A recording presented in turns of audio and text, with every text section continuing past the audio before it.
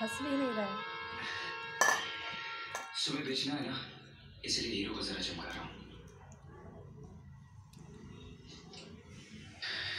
Hero Sanjana, अगर सही दाम मिल गया ना तो सब कुछ ठीक हो जाएगा। शेखर, तुम्हारी बजाय अगर मैं ये हार बेचने जाऊँ तो? तुम? हाँ, मैं लड़की हूँ, फॉरेन से आई हूँ, आसानी से बेच सकती हूँ और किसी को मुझ पर शक भी नहीं होगा।